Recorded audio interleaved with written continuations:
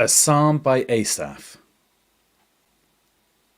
Surely God is good to Israel, to those who are pure in heart. But as for me, my feet were almost gone. My steps had nearly slipped, for I was envious of the arrogant when I saw the prosperity of the wicked. For there are no struggles in their death, but their strength is firm. They are free from the burdens of men, neither are they plagued like other men. Therefore pride is like a chain around their neck. Violence covers them like a garment. Their eyes bulge with fat. Their minds pass the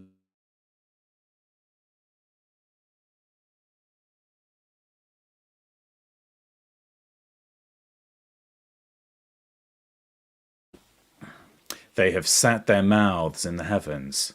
Their tongue walks through the earth. Therefore their people return to them, and they drink up waters of abundance. They say, "How does God know? Is there knowledge in the Most High?"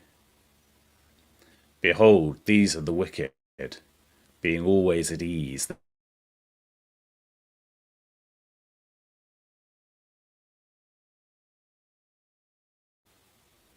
For all day long I have been plagued and punished every morning. If I had said, "I will speak thus," behold, I would have betrayed the generation of your children when I tried to understand this. It was too painful for me, until I entered God's sanctuary, and I considered their latter ends. Surely you set them in slippery places. You throw them down to destruction. How they are suddenly destroyed. They are completely swept away with terrors, as a dream when no one wakes up. So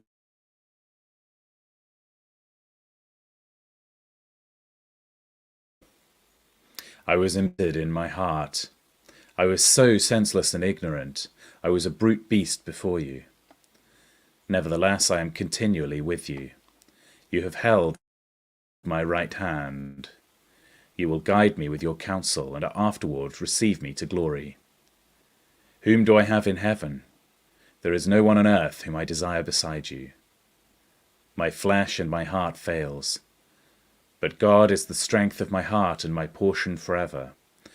For behold, those who are far from you shall perish. You have destroyed all those who are unfaithful to you. But it is good for me to come close to God. I have made the Lord Yahweh my refuge, that I may tell of all your works.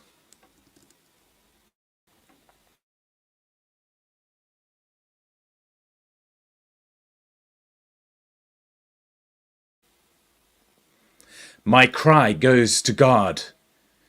Indeed, I cry to God for help, and for him to listen to me. In the day of my trouble I sought the Lord. My hand was stretched out in the night and didn't get tired. My soul refused to be comforted. I remember God and I groan. I complain and my spirit is overwhelmed. You hold my eyelids open. I'm so troubled that I can't speak. I have considered the days of old, the years of ancient times. I remember my song in the night. I consider in my own heart. My spirit diligently inquires. Will the Lord reject us forever? Will he be favorable no more? Has his loving kindness vanquished forever?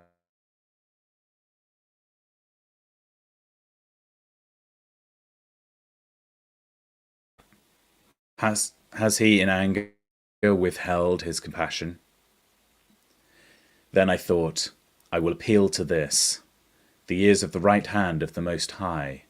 I will remember Yah's deeds, for I will remember your wonders of old. I will also meditate on all your works, and consider your doings. Your way, God, is in the sanctuary. What God is great like God? You are the God who does wonders. You have made your strength known among the peoples. You have redeemed. The waters saw you, God. The waters saw you, and they writhed. The depths also convulsed. The clouds poured out water. The skies resounded with thunder. Your arrows also flashed around. The voice of your thunder was in the whirlwind. The lightnings lit up the world. The earth trembled and shook. Your way was through.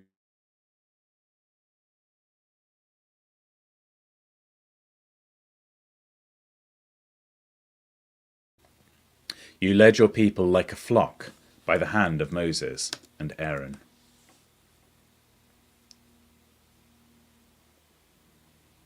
A contemplation by Asaph. Hear my teaching, my people. Turn your ear to the words of my mouth. I will open my mouth in a parable. I will utter dark sayings of old, which we have heard and known, and our fathers have told us. We will not hide them from their children, telling to the generation to come the praises of Yahweh, his strength, and his wondrous deeds that he has done. For he established a covenant in Jacob, and appointed a teaching in Israel, which he commanded our fathers, that they should make them known to their children, that the generation to come might know, even the children who should be born, who should arise and tell their children, that they might set their hope in God and not forget God's deeds, but keep his commandments, and might not be as their fathers, a stubborn and rebellious generation, a generation that didn't make their hearts loyal, whose spirit was not steadfast with God. The children of Ephraim, being armed and carrying bows, turned back in the day of battle. They didn't keep God's covenant and refused to walk in his law. They forget his doings, his wondrous deeds that he has shown them. He did marvelous things in the sight of their father, in the land of Egypt, in the field of Zoan. He split the sea and caused them to pass through. He made the waters stand as a heap. In the daytime he also led them with a cloud, and all night with a light of fire. He split rocks in the wilderness, and gave them drink abundantly, as out of the depths. He brought streams also out of the rock, and caused waters to run down like rivers. Yet they still went on to sin against him, to rebel against the Most High in the desert. They tempted God in their heart, by asking food according to their desire. Yes, they spoke against God and said, "Can God prepare a table in the wilderness? Behold, he struck the rock so that waters gushed out and streams overflowed. Can he give bread also? Will he provide meat for his people?" Therefore Yahweh heard and was angry. A fire was kindled against Jacob. Anger also went up against Israel, because they didn't believe in God and didn't trust in his salvation. Yet he commanded the skies above and opened the doors of heaven. He rained down manna on them to eat, and gave them food from the sky. Man ate the bread of angels. He sent them food to the full. He caused the east wind to blow in the sky. By his power he guided the south wind. He also rained meat on them as the dust, winged birds as the sands of the seas. He let them fall into the middle of the camp, around their habitations. So they ate and were well filled. He gave them their own desire. They didn't turn from their cravings. Their food was yet in their mouths. When the anger of God went up against them and killed some of their strongest, and struck down the young men of Israel. For all this they still sinned, and didn't believe in his wondrous works. Therefore he consumed their days in vanity, and their years in terror. When he killed them, then they inquired after him. They returned and sought God earnestly. They remembered that God was their rock, the Most High God, their Redeemer. But they flattered him with their mouth and lied to him with their tongue, for their heart was not right with him, neither were they faithful in his covenant. But he, being merciful, forgave iniquity, and didn't destroy them. Yes, many times he turned his anger away and didn't stir up all his wrath. He remembered that they were but flesh, a wind that passes away and doesn't come again. How often they rebelled against him in the wilderness and grieved him in the desert. They turned again and tempted God and provoked the Holy One of Israel. They didn't remember his hand, nor the day when he redeemed them from the adversary, how he set his signs in Egypt, his wonders in the field of Zoan. He turned their rivers into blood and their streams so that they could not drink. He sent among them swarms of flies which devoured them, and frogs which destroyed them. He also gave their increase to the caterpillar, and their labour to the locust. He destroyed their vines with hail, their sycamore fig trees with frost. He also gave over their livestock to the hail, and their flocks to hot thunderbolts. He threw them the fierceness of his anger, wrath, indignation, and trouble, and a band of angels of evil. He made a path for his anger, but didn't spare their soul from death, but gave their life over to the pestilence, and struck all the firstborn in Egypt, the chief of their strength in the tents of Ham. But he led out his own people like sheep, and guided them in the wilderness like a flock. He led them safely, so that they weren't afraid, but the sea overwhelmed their enemies. He brought them to the border of his sanctuary, to this mountain which the right hand had taken. He also drove out the nations before them, allotted them for an inheritance by line, and made the tribes of Israel to dwell in their tents. Yet they tempted and rebelled against the Most High God, and didn't keep his testimonies, but turned back and dealt treacherously like their fathers. They were twisted like a deceitful bow, for they provoked him to anger with their high places, and moved him to jealousy with their engraved things. When God heard this, he was angry and greatly abhorred Israel, so that he abandoned the tent of Shiloh, the tent which he placed among men, and delivered his strength into captivity, his glory into the adversary's hand. He also gave his people over to the sword, and was angry with his inheritance. Fire devoured their young men. Their virgins had no wedding song. Their priests fell by the sword, and their widows couldn't weep. Then the Lord awakened, as one out of sleep, like the mighty man, but who shouts by reason of wine. He struck his adversaries backward. He put them to a perpetual reproach. Moreover, he rejected the tent of Joseph, and didn't choose the tribe of Ephraim, but chose the tribe of Judah, Mount Zion, which he loved. He built his sanctuary like the heights, like the earth which he has established forever.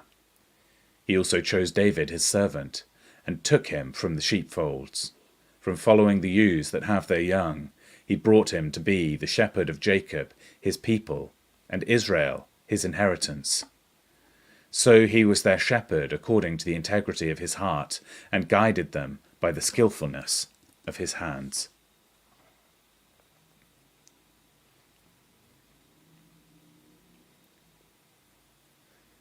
A psalm by Asaph.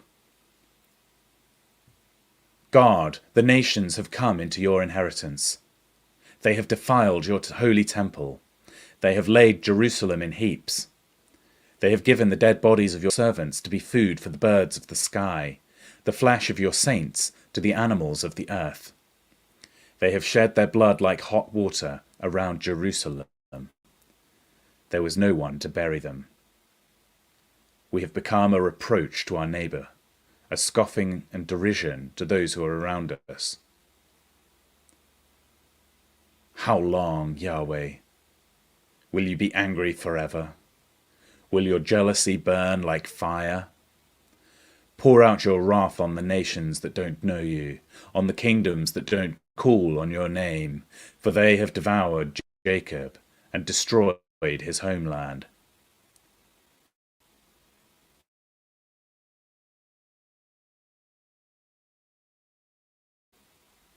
Let your tender mercies speedily meet us, for we are in desperate need. Help us, God of our salvation, for the glory of your name. Deliver us, and forgive our sin for your name's sake. Why should the nations say, "Where is their God?" Let it be known among the nations before our eyes that vengeance for your servant's blood is being poured out. Let the sighing of the prisoner come before you.